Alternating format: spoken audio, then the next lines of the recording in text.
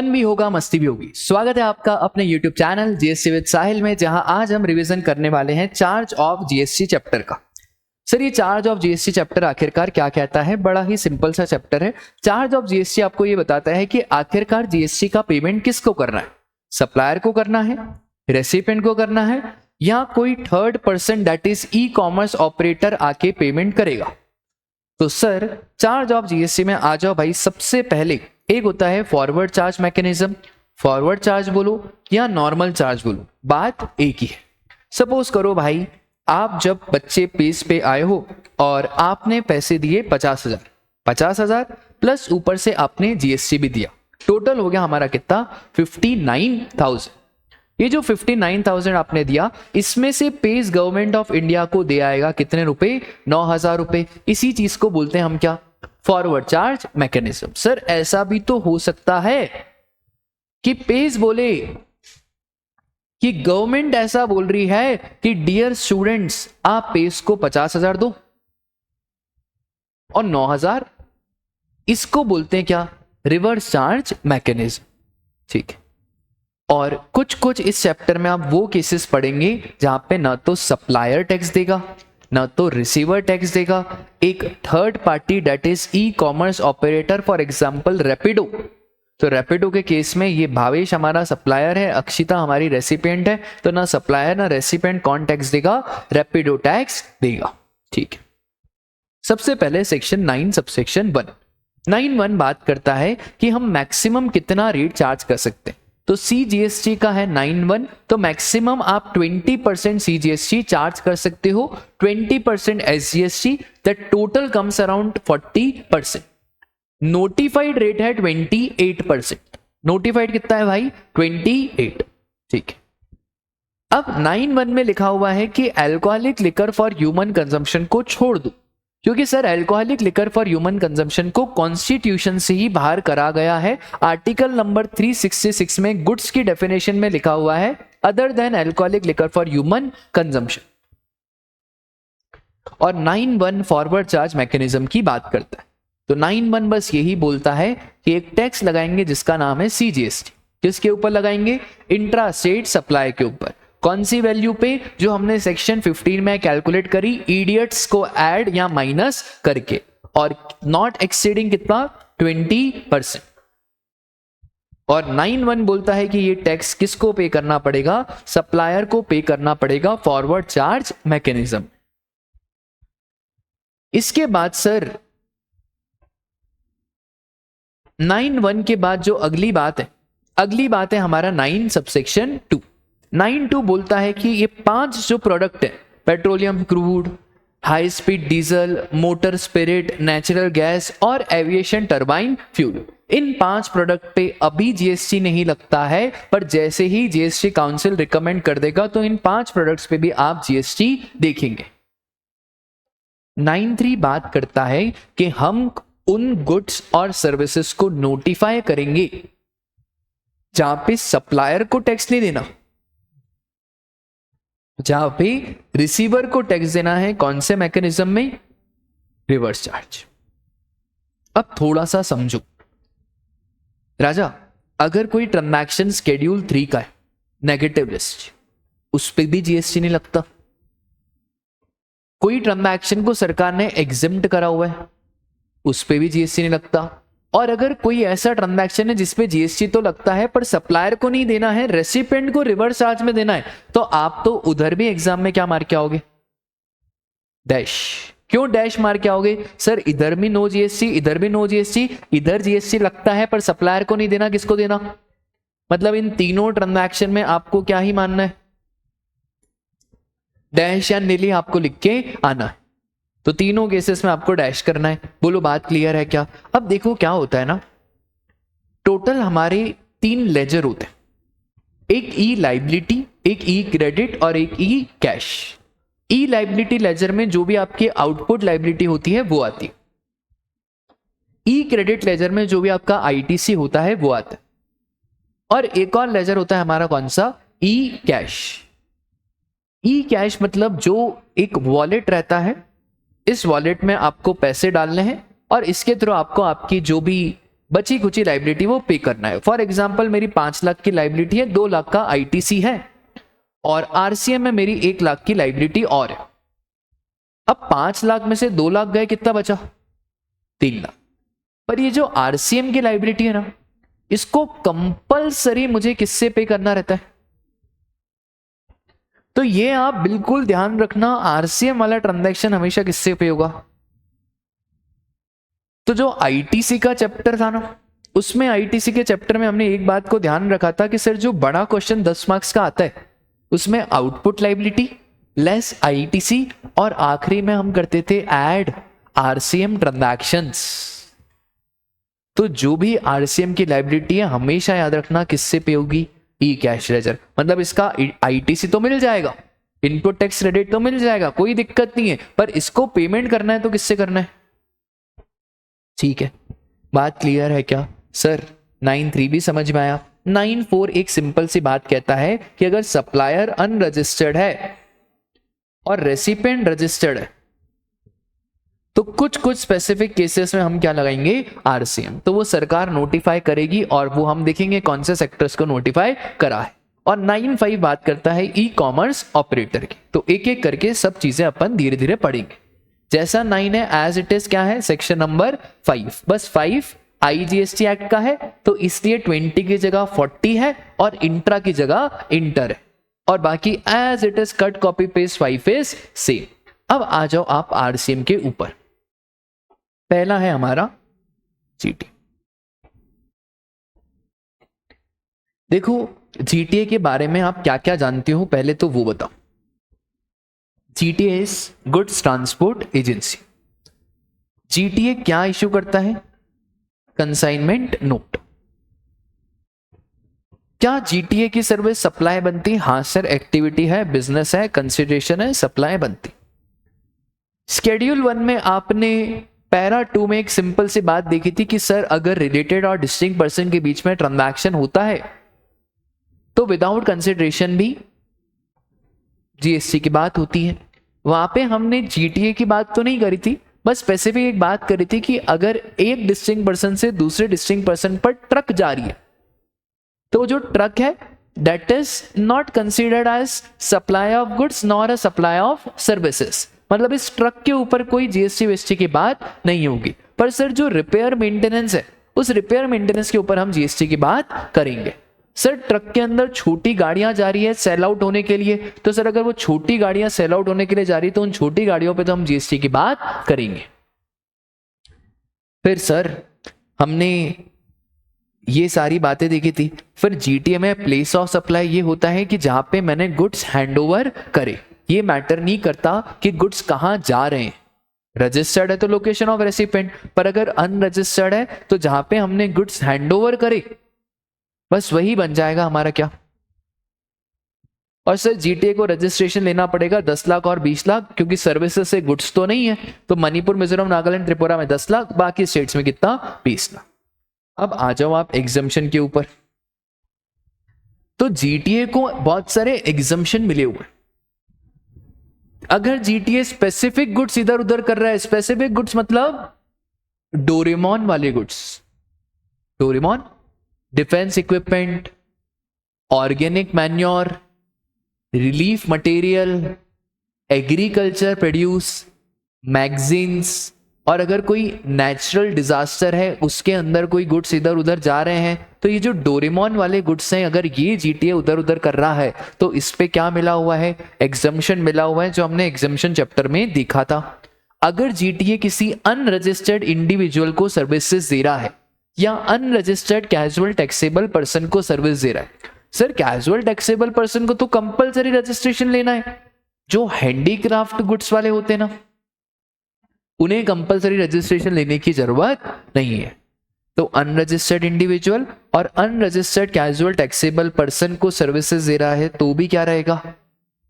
और अगर हमारा जीटीए किसी गवर्नमेंट डिपार्टमेंट या लोकल अथॉरिटी को सर्विस दे रहा है जिसने रजिस्ट्रेशन लेके रखा है एज ए टीडीएस, तो वो भी क्या रहेगा हमारा? एग्जेम्प्ट। सर तो फिर जीएसटी लगेगा कहां? ये तो सब एग्जेम्प्ट हो गया। अरे अभी रुको राजा, अब लगेगा हमारा जीएसटी। जीटीए के पास टोटल दो ऑप्शन, 12% वाला,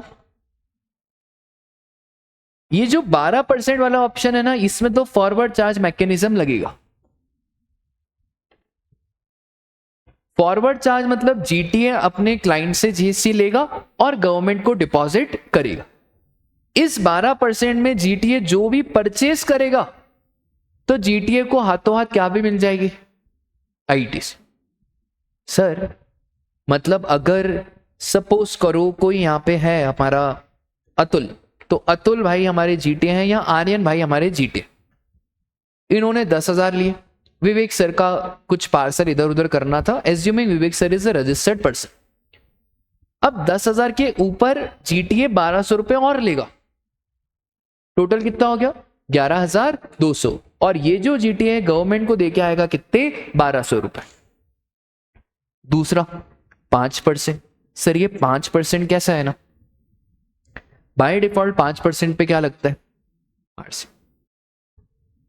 तो अगर जीटीए 5% वाला ऑप्शन चूज करता है तो जीटीए को टैक्स देने की कोई भी आवश्यकता नहीं है, जो सामने वाला पर्सन है वो सामने वाला पर्सन टैक्स देगा, कौन से मैकेनिज्म में, आरसी। ठीक है सर, पर 5% में एक स्पेशल ऑप्शन, जीटीए बोल रहा है यार मेरे को है ना ये 5% वाला ऑप्शन बढ़िया लग रहा है, पर हमने बोला देख जीटीए 12% में तो जो तुम पीछे गुड्स खरीद के आते हो सर्विसेज लेते हो उसका आईटीसी मिलेगा, पर 5% में तो पीछे जो भी गुड्स खरीदा उसका आईटीसी भूल जाओ। तो जीटीए ने बोला यार ये रेट कम है ना, मेरे को ये अच्छा लगता है, पर मैं इसमें फॉरवर्ड चार्ज में टैक्स पे कर सकता हूं। तो हमने बोला ठीक है यार जीटीए, बाय डिफॉल्ट तो 5% में आरसीएम लगता है, मतलब आपको रजिस्ट्रेशन नहीं लेना, सामने वाले को लेना, पर आप खुद सामने से डिक्लेरेशन दे रहे हो और बोल रहे हो यार मेरे को 5% वाला चाहिए और मैं ही फॉरवर्ड चार्ज में टैक्स पे कर सकता हूं। तो हमने बोला ठीक है यार कोई दिक्कत की बात। तो सर फिर तो 5% में दो ऑप्शन है, हाँ 5% में आरसीएम भी है और 5% में एफसीएम भी है। बाय डिफॉल्ट अगर एग्जाम में कुछ नहीं लिखा है तो 5% में आपको लगाना है आरसीएम। ठीक है सर, सपोज करो एक जीटी है sand trucks, sand trucks mister x को सर्विस दे रहा है, मिस्टर वाई को और मिस्टर जेड को। मिस्टर जेड अनरजिस्टर्ड है, कुछ दिमाग नहीं लगाना, कोई जीएसटी की बात नहीं होगी। मिस्टर एक्स को दे रहा है, पर अब जीटीए ने 12% वाला ऑप्शन लिया है तो 10,000 लेगा प्लस ऊपर से 1,200 लेगा और टोटल 11,200, और ये 1,200 रुपए किसको डिपॉजिट करके आएगा, गवर्नमेंट को डिपॉजिट करके आएगा। एक और चीज, अगर हमारा ये जीटीए और मिस्टर वाई, पर मिस्टर वाई ने कौन सा ऑप्शन लिया है, तो फिर ये तो 10,000 चार्ज करेगा, पर मिस्टर वाई गवर्नमेंट को 10,000 का 5% किसको देके आ जाएगा, गवर्नमेंट को। मिस्टर वाई देके आएगा किसको, गवर्नमेंट को। पर सर 5% वाला ऑप्शन जीटीए में लिया है और वही बोल रहा है मैं फॉरवर्ड चार्ज में दूंगा, तो फिर 10,000 प्लस 500 रुपए किससे ले लेगा, बोलो क्लियर है क्या, पक्का, बस इतनी सी बात है। और एक और चीज, अगर जीटीए स्पेसिफाइड रेसिपिएंट को सर्विसेज दे रहा है तो फिर भगवान भी नहीं रोक सकते जीएसटी को ना लगने से। अगर जीटीए स्पेसिफाइड रेसिपिएंट को सर्विसेज दे रहा है तो जीएसटी 100% लगेगा, नो मैटर व्हाट। सर ये स्पेसिफाइड रेसिपिएंट कौन से, स्पेसिफाइड रेसिपिएंट का मतलब होता है सर हमारे ये स्पेशल लोग, factory, society, cooperative, GSC, body corporate partnership और कैजुअल टैक्सेबल पर्सन। सर इसको कैसे याद रखेंगे, हमने इसको ऐसे याद रखा था कि सर पीसी ने बीसी को क्या दी है ना, तो पीसी ने बीसी को सोसाइटी में जाके, पीसी ने रजिस्टर्ड बीसी को, सर बीसी मतलब बॉडी कॉर्पोरेट, तो पीसी ने रजिस्टर्ड बीसी को क्या दी, कहां जाके दी सर,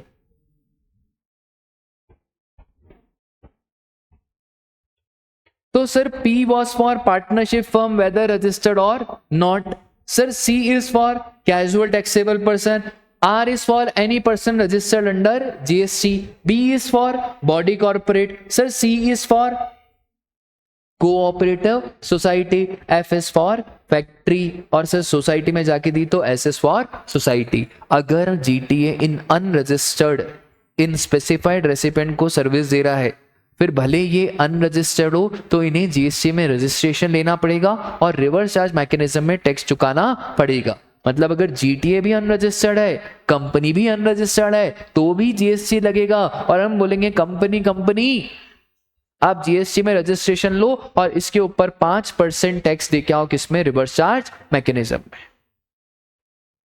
डन क्या क्लास? तो ये है भाई हमारा जीटीए का चार्ट। 12 में ऑलवेज फॉरवर्ड, 5 में से रिवर्स चार्ज, पर जीटीए चाहे तो फॉरवर्ड चार्ज भी ले सकता है। ठीक है सर, ये वाले पॉइंट अब आपके लिए कोई रेलेवेंस नहीं रखते।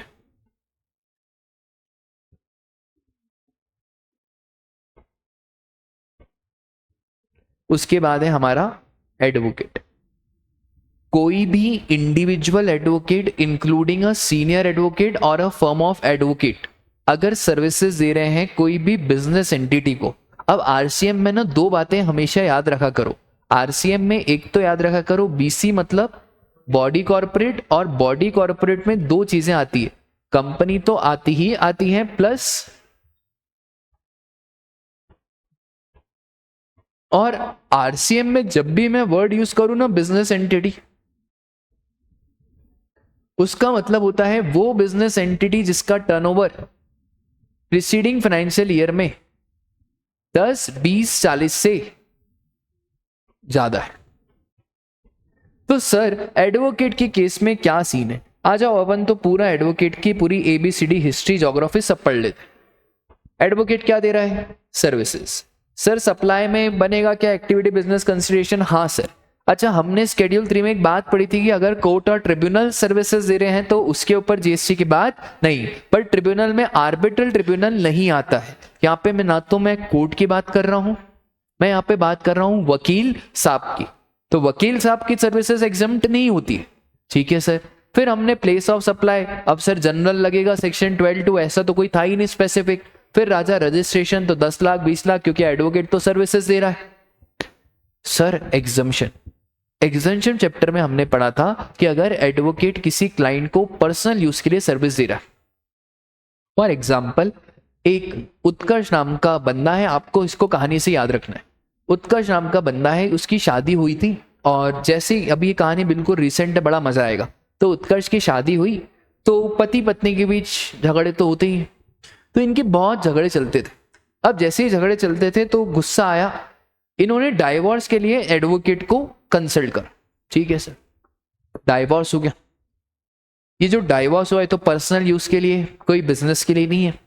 तो डाइवोर्स हुआ, पैसे लिए एडवोकेट ने, कोई जीएसटी की बात नहीं हो। उत्कर्ष ने सोचा कि यार इसने मेरा इतना बड़ा काटा है तो मैं बार्बर बनूंगा। ऐसा किसने सोचा? उत्कर्ष ने। उत्कर्ष बार्बर बना, उसने सैलून खोला। अब सैलून में मेल भी आ सकता है, फीमेल भी आ सकते हैं। इत्तेफाक की बात है 4-5 साल बाद वो वापस आई। उसे भी नहीं मालूम था कि सैलून किसका है, उत्कर्ष का। उत्कर्ष भाई ने मास्क वास्क पहना हुआ था, देखते तो पहचान लेती। अब उसने देखा अरे तो पुराना प्यार आया है, उसने सोचा यार अब बदला तो लेंगे, क्योंकि बच्चा तो फिर उसके पास ही रहता है ना, शादी जैसे लड़की रहती है तो बच्चा उसके पास। उसने सोचा बदला तो लेंगे। तो बोला मैडम आपकी हेयर कटिंग ये करेंगे और आईज आपको क्लोज करेंगे। उत्कर्ष भाई ने पूरे ही बाल उड़ा दिए।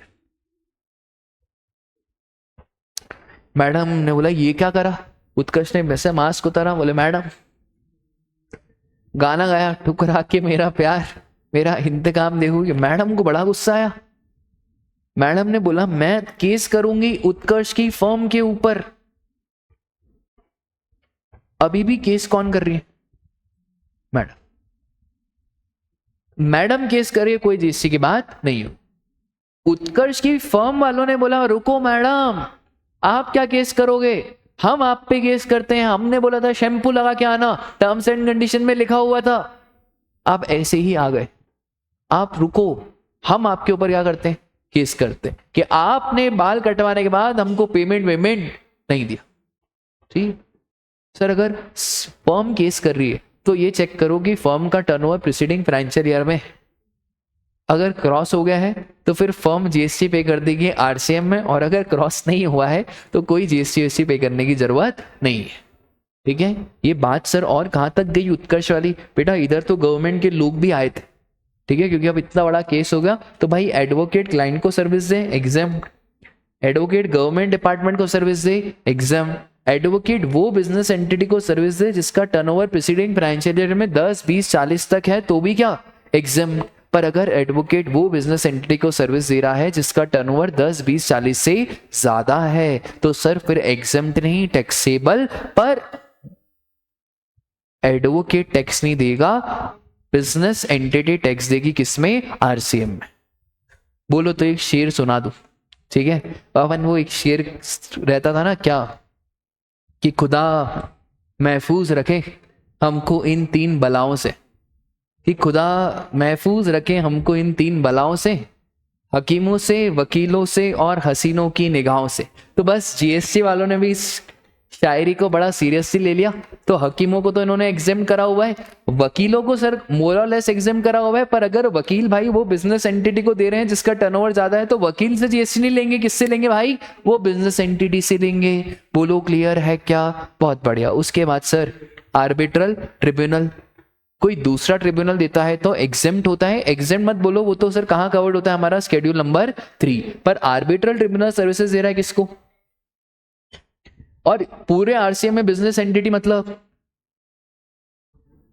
बस, तो इस पे कौन टैक्स दे देगा, वो बिजनेस एंटिटी टैक्स दे देगी आरसीएम। डन है क्या? उसके बाद स्पॉन्सरशिप। आप लोग क्या रिवीजन में आ गए, घर बैठते ड्रीम 11 पे टीम बनाते, शायद पैसे वैसे कमाते। सर स्पॉन्सरशिप की सर्विसेज यही बोलती है यार, कि यहाँ पे है ड्रीम 11 और यहाँ पे है बीसीसीआई।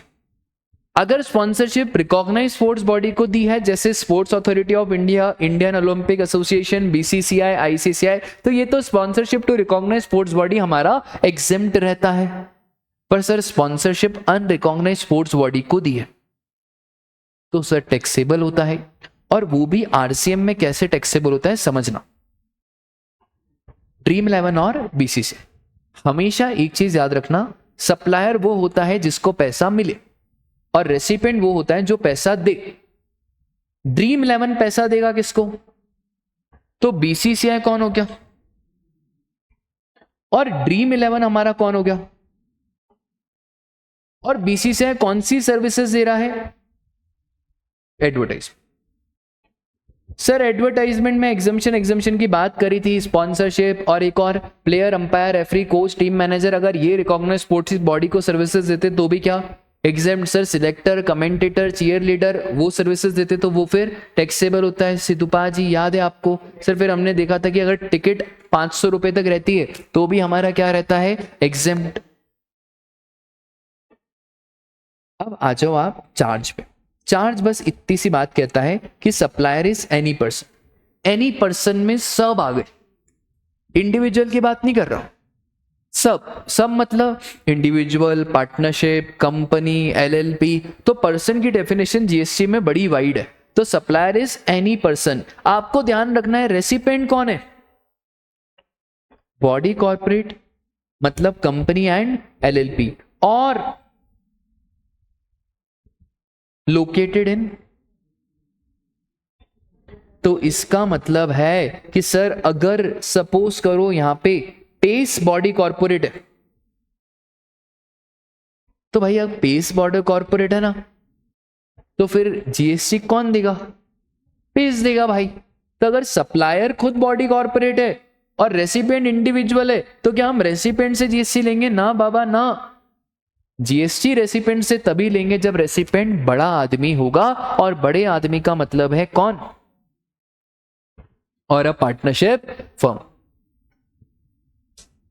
सर इसके बाद है हमारी गवर्नमेंट सर्विसेज। गवर्नमेंट सर्विसेज से पहले अपन एक काम करते हैं, इंपॉर्टेंट वाला पढ़ लेते हैं। गवर्नमेंट अपन करेंगे इसको आखिरी में। एक इंपॉर्टेंट देख लो आप, डायरेक्टर। सुनो ध्यान से, बहुत सारे टाइप के डायरेक्टर होते हैं। अभी बस इतना सा ध्यान रखना, राजा वो डायरेक्टर जिसको सैलरी मिल रही है तो वो तो शेड्यूल 3 में कवर्ड है। सैलरी मिल रही है तो उसके ऊपर कोई जीएसटी की बात नहीं होगी, और सैलरी मिल रही है तो उसका टीडीएस कटेगा अंडर सेक्शन 192। पर अगर डायरेक्टर को सैलरी नहीं मिल रही है, डायरेक्टर को क्या मिल रहा है, फीस, और फीस जिसका टीडीएस कट रहा है अंडर सेक्शन 194 जेबी, तो अगर फीस मिल रही है और टीडीएस 194 जेबी के अंदर कट रहा है तो डायरेक्टर को जीएसटी नहीं देना है, वो जो कंपनी है उसे रिवर्स चार्ज मैकेनिज्म में जीएसटी देना पड़ेगा। ठीक है सर, अगर गवर्नमेंट बॉडी का डायरेक्टर है तो वो भी हमारा शेड्यूल नंबर 3 में आउट हो जाता है। ठीक है, अगर कोई डायरेक्टर पर्सनल कैपेसिटी में सर्विसेज दे रहा है, not in the professional capacity, तो कोई आरसीएम नहीं लगेगा, उसके ऊपर क्या ही लगेगा, फॉरवर्ड चार्ज मैकेनिज्म ही लगेगा।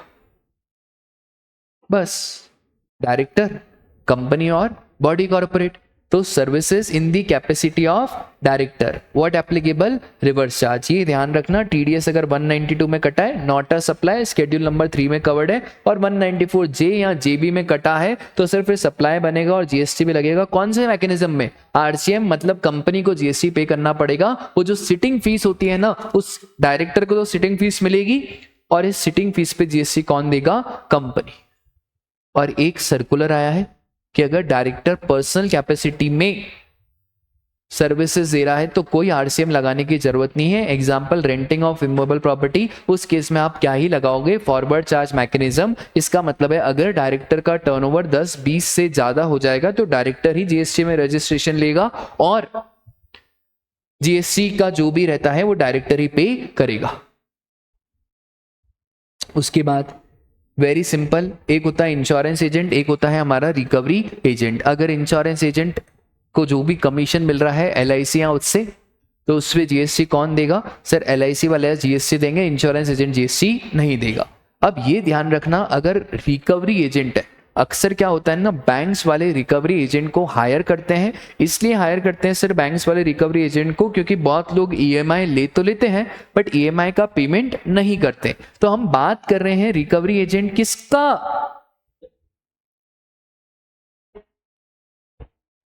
अगर recovery agent of a car dealer आ गया तो कोई आरसीएम नहीं लगता, एफसीएम ही लगता है। अगर रिकवरी एजेंट ऑफ इंश्योरेंस आ गया कोई आरसीएम नहीं लगता, एफसीएम ही लगता है। तो ये छोटी छोटी बातें हैं जो आपको ध्यान रहनी चाहिए। तो अगर रिकवरी एजेंट, वो भी किसका, तो बैंक वाले इसको जो कमीशन देंगे ना, उस कमीशन पे जीएसटी भी किसको देना है, बैंकिंग कंपनी को, रिवर्स चार्ज मैकेनिज्म।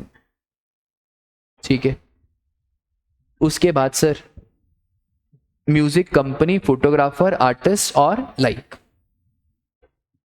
सप्लायर हमारा म्यूजिक कंपोजर है, AR रहमान है, अरिजीत है, हनी सिंह है सर, हाँ, MC स्टैन है सर, हाँ बेटा।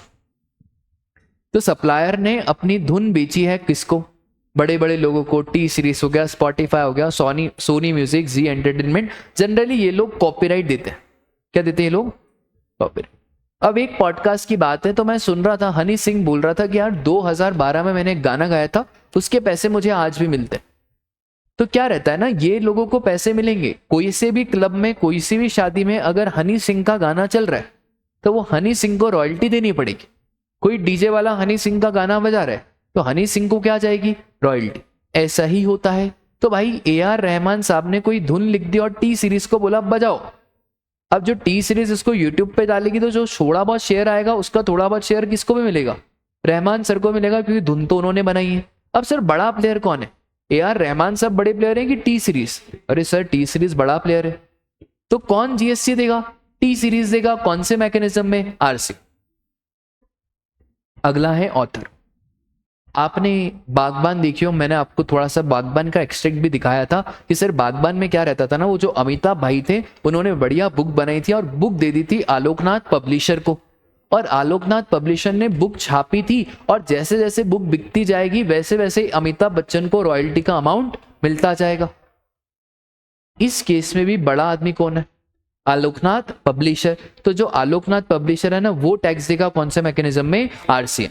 पर अगर अमिताभ बच्चन खुद बोल दे कि भाई पब्लिशर साहब आपको टैक्स देने की जरूरत नहीं है, अभी अपन जिंदा है, तो अगर अमिताभ बच्चन खुद जीएसटी में रजिस्ट्रेशन ले ले और डिक्लेरेशन भी दे दे इनवॉइस पे, तो फिर अमिताभ बच्चन ही फॉरवर्ड चार्ज में टैक्स देंगे। पर सर ये ऑप्शन आपको कितने साल तक वैलिड रहेगा? 1 साल। ऐसे बीच में नहीं कर सकते कि भाई आज ये ऑप्शन कल ये ऑप्शन।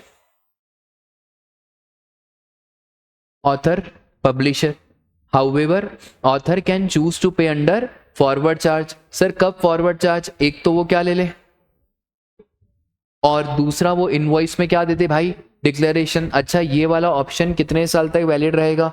1 साल। उसके बाद very very simple, overseeing committee. RBI कहता है, सतर्क रहें, जानकार रहें। तो सर आरबीआई क्या कहता है? आरबीआई ने एक कमिटी बना के रखी राजा, ओवरसीइंग कमिटी। ये जो ओवरसीइंग कमिटी है ना, ये आरबीआई के ऊपर निगरानी रखती है, ये आरबीआई को सर्विसेज देती है। अगर कोई भी बैंक्स का बोरोइंग एक्सपोजर 500 करोड़ से ज्यादा है तो उस केस में कौन कदम लेता है? अब ये ओवरसीइंग कमेटी सर्विसेज दे रही है किसको? अब ये सर आरबीआई ओवरसीइंग कमेटी को फीस देगा। जीएसटी कौन देगा? आरबीआई देगा। कौन से मैकेनिज्म पे देगा? आरसी। तो ये हो गया हमारा ओवरसीइंग कमेटी, इधर क्या हो गया हमारा? आरबीआई।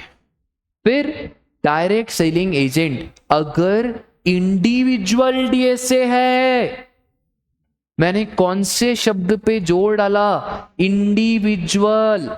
अगर एक डीएसए मतलब सर वो जो बैंक के बाहर रहते हैं ना, credit card, debit card, loan loan loan loan loan, तो ये जो रहते हैं ना, इन्हीं को बोला जाता है क्या? Direct selling agent. अगर एक इंडिविजुअल डीएसए बैंकिंग कंपनी को सर्विसेज दे रहा है और बदले में जो कमीशन मिल रही है उसके ऊपर वो जो बैंकिंग कंपनी है वो देगी आरसीएम में टैक्स। सर इंडिविजुअल नहीं है, पार्टनरशिप फर्म।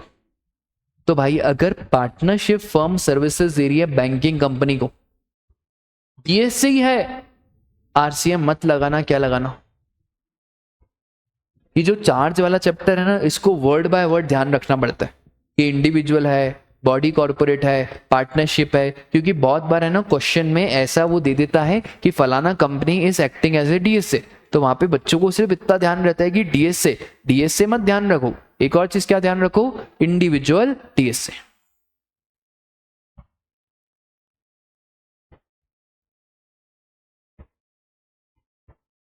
अब आ जाओ आप बीसी और बीएफ। सर ये क्या है बीसी और बीएफ? बीसी मतलब बिजनेस करस्पॉन्डेंट और बीएफ मतलब बिजनेस फैसिलिटेटर। सर बीसी एक बैंक की छोटी सी ब्रांच होती है। ये जो बीसी है ना, ये बैंक की मदद करता है। हर जगह बैंक मौजूद नहीं हो सकती, इसलिए बैंक क्या बनाते हैं? बोलते हैं ना हर जगह भगवान नहीं हो सकता, इसलिए भगवान क्या बनाते हैं?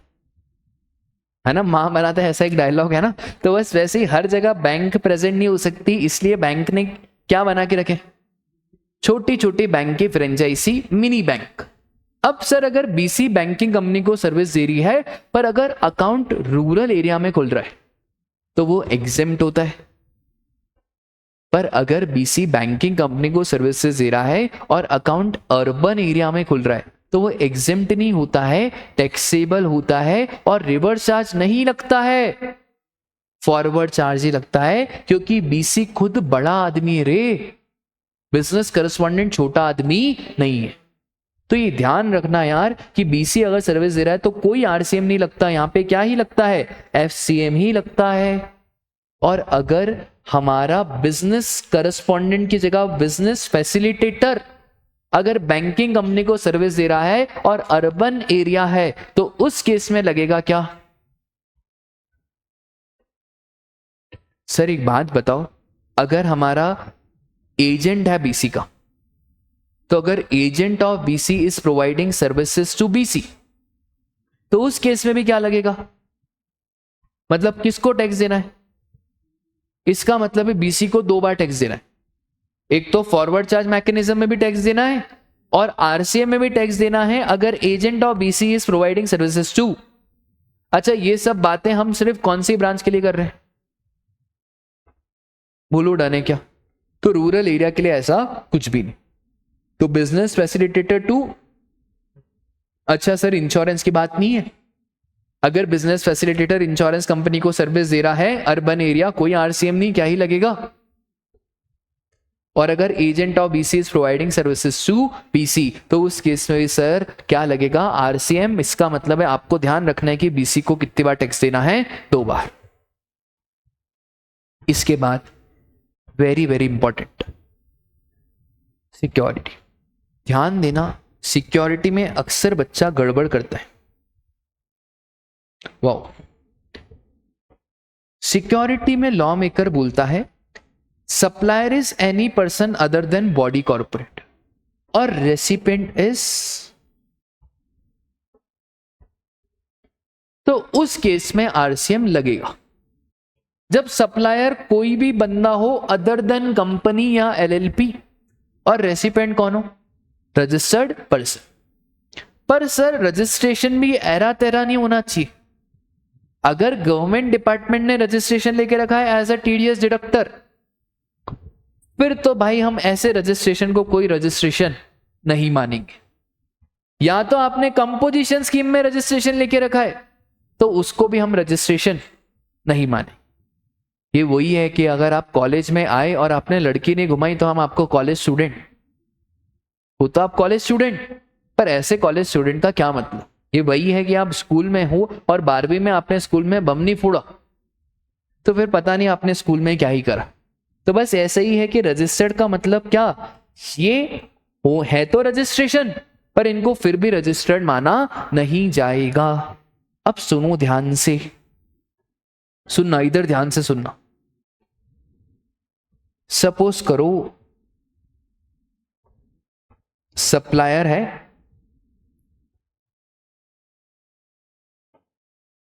सिक्योरिटी लिमिटेड, ये कंपनी का नाम है, सिक्योरिटी लिमिटेड कंपनी है। वाह, रेसिपिएंट भी कंपनी है, आरसीएम और एफसीएम। सर क्या supplier any person other than body corporate है? नहीं, सप्लायर तो खुद ही कौन है, बॉडी कॉर्पोरेट। कोई आरसीएम नहीं लगाना, क्या लगाना?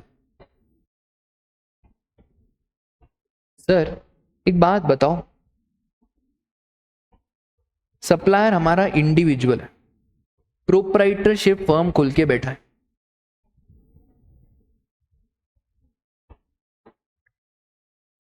इसको हायर करा पेस ने। पेस ने बोला हमको सिक्योरिटी चाहिए। Pace is a body corporate, pace is a private limited company. Sir RCM और एफसीएम,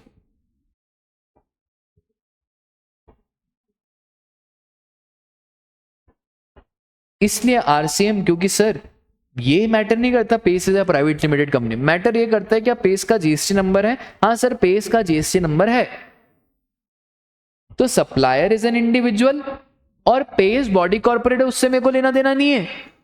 मेरे को लेना देना है क्या पेस का जीएसटी नंबर है क्या, बस मेरे को इस बात से ही लेना देना। सर व्हाट इफ पेस ने कंपोजिशन स्कीम में रजिस्ट्रेशन लिया? अरे यार फिर तो ये कोई रजिस्ट्रेशन हुआ क्या? अगर कंपोजिशन में रजिस्ट्रेशन लिया है तो भी आरसीएम नहीं लगेगा, तो भी क्या लगेगा? अगर ये सप्लायर गवर्नमेंट डिपार्टमेंट को सर्विस दे रहा है और गवर्नमेंट डिपार्टमेंट ने रजिस्ट्रेशन लेके रखा है but as a TDS deductor, उस केस में भी क्या लगेगा? एफसीएम। तो ध्यान रखना, क्या ध्यान रखोगे? सर बस आप ये ध्यान रखोगे कि supplier is any person other than BC, BC मतलब कंपनी और एलएलपी, और recipient is a registered person other than. ठीक है, ये देखो इधर आरसीएम, इधर एफसीएम, इधर भी क्या? एफसीएम। इसके बाहर सिक्योरिटी में कुछ भी नहीं। डन क्या? ठीक है।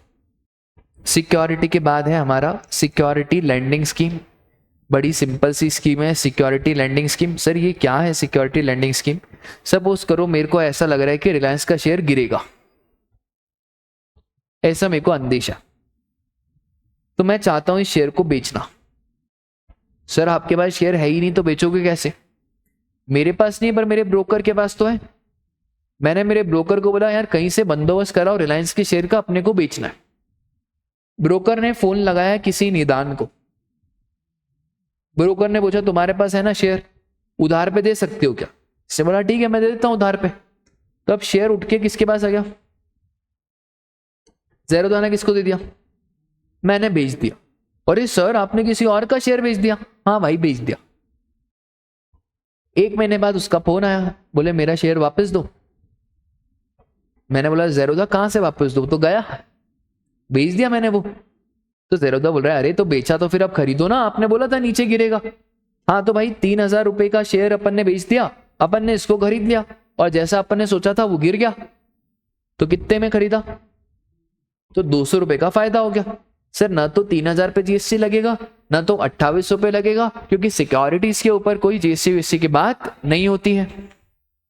पर सर जो ट्रांजैक्शन चार्ज और एक्सचेंज चार्ज लगेगा उसके ऊपर तो जीएसटी लगेगा, कौन जीएसटी दे देगा? बट ये जो बंदा है ना ये बोलेगा यार मैंने 1 महीना किराए पे दिया तो उसका मेरे को थोड़ा बहुत पैसा तो दो। तो इसको जो थोड़ा बहुत पैसा देंगे ना उसको बोला जाता है लेंडिंग फीस। तो यहां पे हो गया एक लेंडर, यहां पे हो गया एक बोरोवर। तो अगर लेंडर सर्विसेज दे रहा है किसको? बोरोवर को, और बदले में ये बोरोवर को क्या देना है इसको? Lending fees. तो इस जो लेंडिंग फीस है इसके ऊपर जो जीएसटी लगेगा वो किसको देना है? कौन से मैकेनिज्म पे? बस इतनी सी बात है, सप्लायर इज रेंडर और रेसिपेंट इज अ बोरोवर। इसके बाद ये और ध्यान रख लेना, रेंटिंग ऑफ मोटर व्हीकल। अब सब इधर ध्यान दो, रेंटिंग ऑफ मोटर व्हीकल में भी 2 ऑप्शन है, 5 और 12, जैसे जीटीए में थे। 12% वाले ऑप्शन का आपको मालूम है फॉरवर्ड चार्ज, और जो खरीदेगा ये सप्लायर उसका उसको आईटीसी भी मिल जाएगा। ठीक है sir, renting of motor vehicle का आईटीसी सामने वाले को मिलेगा क्या? नहीं मिलेगा सर, वो तो ब्लॉक्ड क्रेडिट में आता है 17(5) में, कि अगर रेंटिंग ऑफ मोटर व्हीकल है तो उसका क्रेडिट सामने वाले को नहीं मिलेगा अनलेस एंड अनटिल सामने वाले का वो बिजनेस हो। ठीक है, अगर आपने 12% वाला ऑप्शन लिया तो क्या लगेगा? मतलब किसको जीएसटी देना है? अगर आपने 5% वाला ऑप्शन लिया है जहां पे आपको आईटीसी नहीं मिलेगी, थोड़ी बहुत आईटीसी मिलेगी वो भी कोई काम की नहीं है, तो अगर आपने कौन सा ऑप्शन लिया है? 5% वाले ऑप्शन में सिर्फ एक ही केस में आरसीएम लगेगा, जब supplier is other than body corporate और रेसिपेंट इज बॉडी कॉर्पोरेट। इसको छोड़ के जो भी केस आएगा वहां पे भी क्या लगेगा? एफसी। इसका मतलब है सप्लायर खुद एक बॉडी कॉर्पोरेट है तो कोई आरसीएम लगाने की जरूरत नहीं है। मतलब सर सीधी बात, 12% मतलब ऑलवेज फॉरवर्ड चार्ज, और 5% में बस एक ही केस में रिवर्स चार्ज, जब supplier is other than body corporate और रेसिपेंडेस, और रिवर्स चार्ज लगेगा तो जो रेसिपेंड है वो जीएसटी दे देगा। बाकी सारे केस में क्या लगाना है भाई? Forward charge. एक और चीज सर, अगर हमने मोटर व्हीकल रेंट पे ली है तो पूरा कंट्रोल मेरे पास, पर मैंने गाड़ी रेंट पे नहीं ली है, मैंने तो पैसेंजर ट्रांसपोर्टेशन की सर्विसेज ली है। फॉर एग्जाम्पल मैंने सिटी बस या किसी दूसरे बस वालों को बोला ये सब मेरे एम्प्लॉइज हैं, इनको भी कलेक्ट कर लेना और इनसे पैसे मत लेना, पैसे मैं दूंगा। सर वो गाड़ी आपके हिसाब से चलेगी क्या? सर उसमें तो दूसरे भी पैसेंजर है। This is not renting of motor vehicle, this is what? Passenger transport service. तो पैसेंजर ट्रांसपोर्ट सर्विसेज में तो हमेशा आपको क्या ही लगाना है? फॉरवर्ड चार्ज ही लगाना है। डन, बहुत बढ़िया सर, सभी हो गया, बस अपना एक ही छूट गया। कौन सा वाला? गवर्नमेंट। क्या है सर ये गवर्नमेंट भी अब बता ही दो इतना। देखो गवर्नमेंट का क्या है ना, एक तो हमने गवर्नमेंट में पढ़ा था schedule number 3, prime minister, member of parliament, legislative assembly के लोग, comptroller and auditor general of India, government body का डायरेक्टर, ये सब लोगों को तो सर इन्होंने कहां कवर करा है? ठीक सर, हमने गवर्नमेंट में बहुत सारे एग्जाम्शन भी पढ़े थे और वहां पे मैंने बताया था कि sir PVT is always taxable. PVT is post office vessel transportation of goods and passenger, no matter what, इस पे तो हमेशा जीएसटी लगेगा, वैल्यू देखने की भी जरूरत नहीं है। बट पोस्ट ऑफिस में कैच था कि inland letter, book post, envelope weighing less than 10 grams, इसको आज भी क्या करा हुआ है।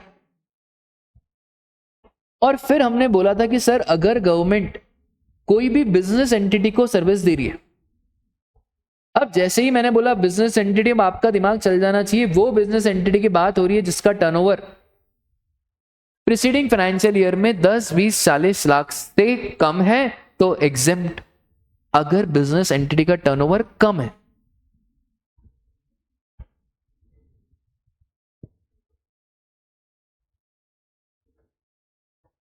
तो क्या कर दो? सर अगर बिजनेस एंटिटी का टर्नओवर ज्यादा है, तो अगर टर्नओवर ज्यादा है तो एक और चीज देखो, क्या वैल्यू 5,000 से ज्यादा है? तो गवर्नमेंट ने सर्विसेज दी है बिजनेस एंटिटी को, वो बिजनेस एंटिटी जिसका टर्नओवर 10, 20, 40 से ज्यादा है। अब यहां पे एक और चीज देखो, क्या वैल्यू, ट्रांजैक्शन की वैल्यू 5,000 से ज्यादा है। अगर एक ट्रांजैक्शन है तो एक ट्रांजैक्शन, बट अगर पूरा साल भर में कंटिन्यूस सप्लाई ऑफ सर्विसेज दी जा रही है तो ये 5,000 पर फाइनेंशियल ईयर देखा जाएगा। अगर वैल्यू 5,000 से ज्यादा है तो गवर्नमेंट टैक्स नहीं देगी। टैक्स कौन देगा? कौन से मैकेनिज्म में? और सर इसमें एक और स्पेशल पॉइंट है, renting of immovable property. Renting of immovable property एक ऐसी चीज है जहां पे आपको पिछले साल का टर्नओवर देखने की कोई आवश्यकता नहीं है। इसका मतलब है अगर रेसिडेंशियल प्रॉपर्टी रेसिडेंशियल यूज के लिए दी वो तो एग्जेम्प्ट है, पर अगर कमर्शियल प्रॉपर्टी दी है जिसका रेंट 5,000 से ज्यादा है और अगर रजिस्टर्ड बिजनेस एंटिटी को दी है तो क्या लगेगा?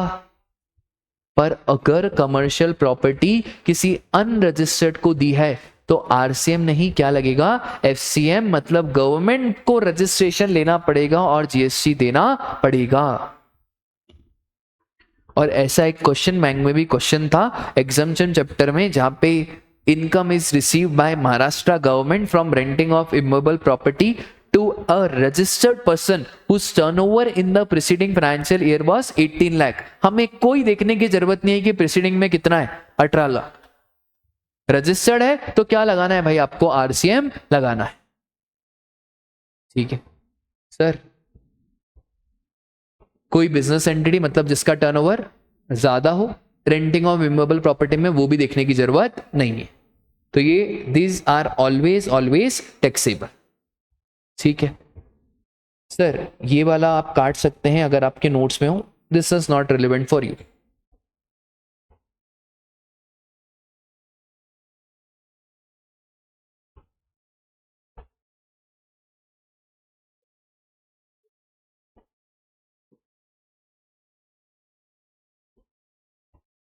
अब है ना, अब आ जाओ सब इधर, सेक्शन नंबर 9 सबसेक्शन 4। सर ये आईजीएसटी का exemption, not relevant for CA inter.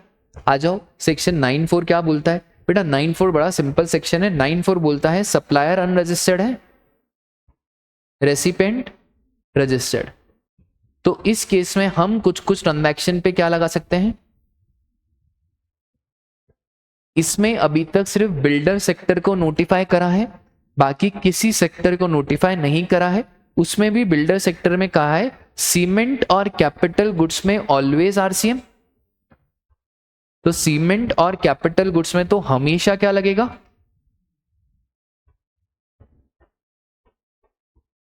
और सीमेंट और कैपिटल गुड्स को छोड़ के आपको 80% रजिस्टर्ड से खरीदना है और जो बचा खुचा है वो आप किससे खरीद सकते हो? अनरजिस्टर्ड। पर अगर आपने वो 80% वाला तोड़ दिया नियम, तो सर फिर उसके क्या रिपरकेशन होंगे, आइए देखते हैं। Registered 75, unregistered 25। हमने बोला था आपको कितना खरीदना है? 80। आप कितने शॉर्ट हो गए? 5। तो ये जो 5% है इस पे क्या लग जाएगा? आरसी। सर आपने 80, तो बहुत बढ़िया। अब ये अनरजिस्टर्ड पे कोई जीएसटी लगेगा? भाई कोई जीएसटी लगेगा ही नहीं, क्योंकि वो तो वैसे ही क्या है? अनरजिस्टर्ड। सर आपने सिर्फ रजिस्टर्ड से एक खरीदा, हमने बोला ना 80% खरीदना है, कितना बचा? तो ये 79% पे क्या लग जाएगा? आरसी। सर अगर सीमेंट और कैपिटल गुड्स खरीदा, भाई उस पे तो ये 80-20 का नियम लगेगा ही नहीं। सीमेंट और कैपिटल गुड्स पे तो ऑलवेज ऑलवेज क्या लगाना है आपको? आरसीएम लगाना है। ठीक है सर, उसके बाद सेक्शन 9(5) ई कॉमर्स ऑपरेटर। ये 9-5 की कहानी कैसी थी ना कि भाई एक लड़का था, दीवाना था, मस्ताना था। उस लड़के को सर फाइनली एक लड़की मिल गई थी और उन दोनों ने सोचा यार why not we go to OYO. तो ये गए होटल टुनटुन में।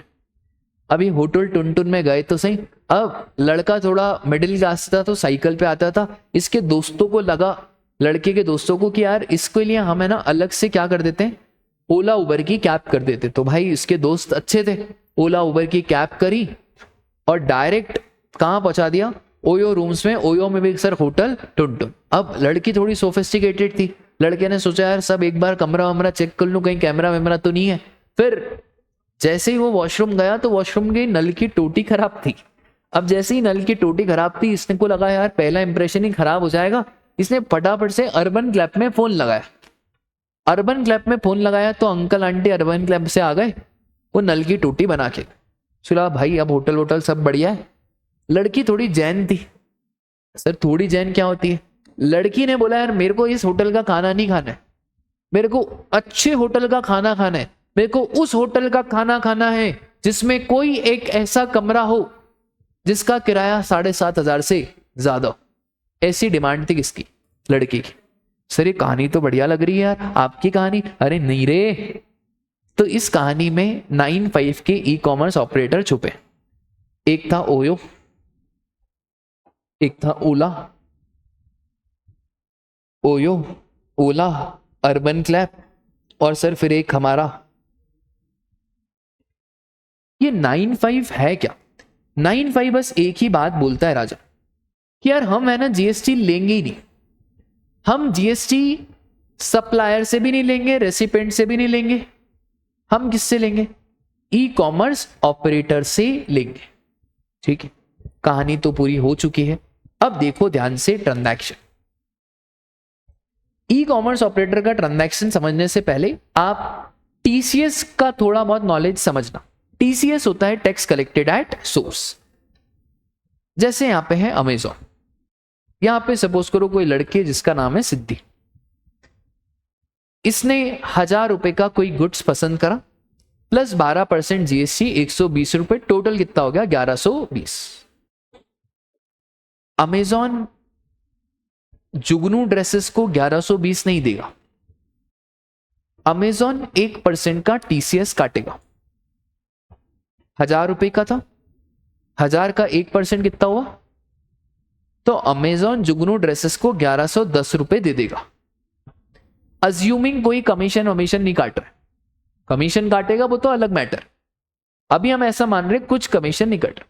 इसका मतलब है सर जुगनू ड्रेसेस जब अपना जीएसटी का रिटर्न फाइल करेगा उसमें 10 रुपए तो ऑलरेडी गवर्नमेंट को डिपॉजिट हो चुके हैं। तो ये 10 रुपए जुगनू ड्रेसेस को उसके ई कैश लेजर में रिफ्लेक्ट होंगे क्योंकि ये तो ऑलरेडी जा चुके हैं। तो भाई जुगनू भाई को पता है 120 रुपए का जीएसटी नहीं देना। 120 में से 10 तो ऑलरेडी कौन दे चुका है, तो सिर्फ कितने का देना है? ये कॉन्सेप्ट टीसीएस का होता है, टैक्स कलेक्टेड एट सोर्स। वहां पे भी मैं यही बताऊंगा। अच्छा टीसीएस कौन से अमाउंट का कटता है? ये वाले अमाउंट का कटता है, वो भी कितना रेट है टीसीएस का? 1%। अब 9-5 में देखो क्या है। सबसे पहले तो आ जाओ आप पैसेंजर ट्रांसपोर्टेशन सर्विस, ओला और ये सब। इसमें लॉ मेकर बोलता है भाई ये सब छोटे मोटे लोग हैं जो रैपिडो पे गाड़ी चला रहे हैं, जो ओला उबर पे गाड़ी चला रहे हैं, ये बड़े छोटे मोटे लोग हैं, इनसे क्या जीएसटी लोगे? इन्हें बोलोगे जीएसटी में रजिस्ट्रेशन कराओ, ये तुमको अलग रजिस्ट्रेशन करवा देंगे। रेसिपेंट वो भाया भाया कर रही है, उसको खुद को नहीं समझ में आ रहा है। गजब होती है लड़कियां भी। एक मैंने इंस्टाग्राम पे वीडियो देखा गजब का, उसको बोलती है भाया इधर चलो, बोलती भाया इधर चलो, फिर उसको 4 किलोमीटर बुला के वापस इधर बुलाती है। तो वो बोलता है यार मैडम हम तो सामने आ गए। बोले सामने ही तो आना था। तो बोलते मैडम आप तो ऐसे सामने यूं भी जा सकती थी। बोले कौन इतना कूद के जाए ना भाई, गजब होता है भाई। तो बेचारे रेसिपिएंट को आरसीएम में मत लपेटो, वो भाया भाया में उससे सर ना इसको लपेट रही हो ना इसको लपेट रही हो, फिर लपेटेंगे किसको? भाई आप पकड़ो ना किसको। आप बोलो भाई देख ओला 1,000 प्लस 120 रुपए वाला जीएसटी, पूरा जीएसटी कौन कलेक्ट करेगा? ओला। क्या ओला कोई टीसीएस काटेगा? अरे सर कैसी बातें करते हो, जब पूरा ही जीएसटी किसको डिपॉजिट करना है, तो क्या कोई यहाँ पे टैक्स कलेक्टेड और सोर्स की बात होगी? कोई टीसीएस की बात भी नहीं होगी। डन है क्या क्लास? बस इतनी सी बात है। अब आ जाओ भाई, अब इसमें है ना एक अमेंडमेंट करा। अमेंडमेंट इतना सा आया कि भाई अगर आप ओमनी बस चला रहे हो और वो भी कंपनी के थ्रू चला रहे हो, किसके थ्रू चला रहे हो? सपोज करो एक है हमारी कंपनी आर्यन लिमिटेड जो ओमनी बस चलाती है, और सर कंपनी है, यहां पे एक पैसेंजर है जिसने रेड बस से टिकट बुक करी 2000 प्लस 12% जीएसटी। अब कौन जीएसटी भरे? अरे भाई ये ओमनी बस वाले बोल रहे हैं साहब साहब हम बड़े लोग हैं, आप ये मत पढ़ो इन सब चक्करों में, रेड बस हम भर देंगे जीएसटी, कोई टेंशन मत लो। देखो वहां पे तो ये बोलेगा नहीं ना यार, ये तो खुद ही छोटा है, पर यहाँ पे तो ओमनी बस समझते हो, बड़ी वाली बस, और वो भी कौन चला रहा है? तो इन्होंने बोला यार रेड बस आपको कोई जीएसटी नहीं भरना, हम हमारा जीएसटी खुद ही भरेंगे, आप हमारी ओर से फेवर मत करो। ठीक है भाई। क्या रेड बस टीसीएस काटेगा? हाँ सर रेड बस को अब तो टीसीएस कलेक्ट करना है ना, तो कितना टीसीएस? 1%। 1% किसका? ठीक है, आई बात समझ में। इसमें मैंने थोड़े सीए फाइनल के टॉपिक्स को भी इंटरलिंक कर दिया, टीसीएस को भी इसके साथ जोड़ दिया, क्योंकि फाइनल में एक बार क्वेश्चन आया था इसी के ऊपर, तो ताकि आपको पूरा ऑल टुगेदर लॉ क्लियर हो जाए। तो कब टीसीएस काटेंगे? जब सर अगर सप्लायर जीएसटी पे कर रहा है तो फिर रेड बस के ऊपर कौन सी भी लाइबिलिटी आ जाएगी? टीसीएस की। बोलो डन है क्या? उसके बाद सर अकोमोडेशन। अकोमोडेशन मतलब सर होटल वोटल। अब भाई रेडिसन बुक करा, अरे सर ओयो है ही नहीं रेडिसन, अरे छोड़ो तुम। अब मेरी बात सुनो, अब अगर रेडिसन बोल रहा है भाई मैं ही जीएसटी भर दूंगा, तो ओयो को भरने की जरूरत नहीं है। पर क्या ओयो टीसीएस काटेगा? हाँ सर ओयो टीसीएस काटेगा। कितना %? सर इसके दोस्तों ने होटल टुनटुन में भेजा, क्या रेडिसन में कैमरा होते? तो कहां भेजा? होटल टुनटुन। अब होटल टुनटुन अनरजिस्टर्ड, इसका टर्नओवर भी 10-20 लाख रुपए तक ही नहीं है, तो ये तो अनरजिस्टर्ड है, तो अब पूरा जीएसटी कौन भर रहा है? तो क्या कोई टीसीएस की बात होगी? अरे टीसीएस की बात तो तब होती है ना जब सप्लायर थोड़ा बहुत जीएसटी भरता है, सप्लायर खुद रिस्पॉन्सिबिलिटी लेता है, तब होती है बात किसकी? आया समझ? होटल के बाद सर अर्बन ग्लैप, वो टोटी बनाने आया नल की, टोटी समझते हो ना आप, तो वो नल की टोटी बनाने आया। अब सर अगर खुद ही सप्लायर रजिस्टर्ड है, खुद ही सप्लायर बड़ा आदमी, तो यार जब सप्लायर बड़ा आदमी है तो वो जीएसटी दे देगा, तो अर्बन क्लैप को परेशान करने की जरूरत नहीं है। पर क्या अर्बन क्लैप टीसीएस काटेगा? हाँ सर टीसीएस काटेगा। पर सर सप्लायर छोटा आदमी, तो अगर सप्लायर छोटा आदमी है इसका मतलब होता है कि फिर पूरा जीएसटी कौन देगा? Urban clap. तो क्या कोई टीसीएस की बात होगी? सर कोई टीसीएस की बात नहीं होगी। अब सर आखिरी चीज आप ध्यान से समझना, इसमें बच्चे बड़े कंफ्यूज होते। ऑर्डर करा इन्होंने राघवम से, वाओ रेडिसन में राघवम। अब राघवम में कोई एक ऐसा कोई भी कमरा अगर उसका रूम रेंट 7500 से ज्यादा है, कोई सा भी रूम, तो सर 7500 से ज्यादा है मतलब राघवम बड़ा होटल है, तो बड़ा होटल है तो ये खुद जीएसटी पे करेगा। क्या जोमेटो को टीसीएस काटना पड़ेगा? हाँ सर टीसीएस काटना पड़ेगा। पर सर हमने तो गुरु कृपा से ऑर्डर करा, वहां पे तो कोई रूम ही नहीं है, तो सर फिर तो पूरा जीएसटी कौन दे देगा? जोमेटो गुरु कृपा को लोड लेने की जरूरत नहीं है। क्या कोई टीसीएस काटेगा? अरे जब पूरा जीएसटी जोमेटो ने दे दिया तो किस बात का टीसीएस? सर क्रक्स ये लो, आपके लिए सब है बेटा, आ जाओ। Passenger transportation services who will pay? TCS. Omnibus अगर कंपनी टीसीएस। ठीक है, तो बस मुद्दे की बात बस इतनी सी है कि सर अगर ये 95 का ई कॉमर्स ऑपरेटर है तो 95 के ई कॉमर्स ऑपरेटर में वो जो ई कॉमर्स ऑपरेटर होता है उसे जीएसटी पे करना रहता है, पर अगर सप्लायर बड़ा आदमी है तो सप्लायर पे कर देगा और फिर टीसीएस की बात भी हो जाएगी। ठीक है सर, एक और चीज, ई कॉमर्स ऑपरेटर अगर इंडिया के बाहर है तो भाई इंडिया में आना पड़ेगा। ई कॉमर्स इंडिया में है तो ई कॉमर्स देगा। ई कॉमर्स का कोई फिजिकल प्रेजेंस इंडिया में नहीं है तो कोई पर्सन जो ई कॉमर्स ऑपरेटर को रिप्रेजेंट करेगा वो, पर सर फिजिकल प्रेजेंस भी नहीं है, कोई रिप्रेजेंटेटिव भी नहीं है, तो हम बोलेंगे ई कॉमर्स ऑपरेटर आप अपना एक बंदा। और sir very very important amendment, ताजा याद रखना, पता नहीं मेरा दिल कह रहा है आपके एग्जाम में 5 मार्क्स का क्वेश्चन आएगा कि sir unregistered suppliers e commerce operator के थ्रू बेच सकते हैं।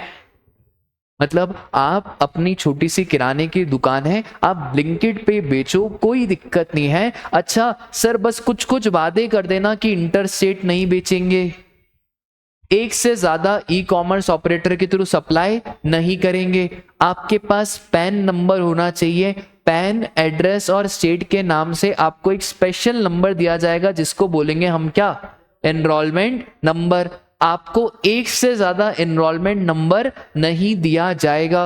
और ई कॉमर्स ऑपरेटर भी वादा करे कि एक से ज्यादा एनरोलमेंट नंबर भी नहीं, और ई कॉमर्स ऑपरेटर भी इंटरस्टेट माल नहीं बेचेगा। और जैसे ही इसका टर्नओवर 10-20 से क्रॉस हो जाता है तो फिर भाई साहब को जीएसटी में क्या लेना पड़ेगा, रजिस्ट्रेशन लेना पड़ेगा। और क्या भाई साहब कंपोजिशन ले सकते हैं, हाँ भाई साहब कंपोजिशन स्कीम भी ले सकते हैं। तो यार this is very very important amendment. मतलब मेरा दिल कह रहा है कि यार इसको तो बाय डिफॉल्ट ऐसा याद करना, क्योंकि एग्जाम में 5 मार्क्स का थ्योरी क्वेश्चन या पूरी केस स्टडी बना के आ सकता है। ठीक है, बोलो भाई बात क्लियर है क्या? तो इसी के साथ हमारा चार्ज ऑफ जीएसटी वाला चैप्टर भी खत्म होता है। वीडियो अच्छा लगा है तो लाइक करें, शेयर करें और चैनल को जरूर जरूर सब्सक्राइब करें। फटाफट से हमको 500 सब्सक्राइबर तक पहुंचना है। Thank you.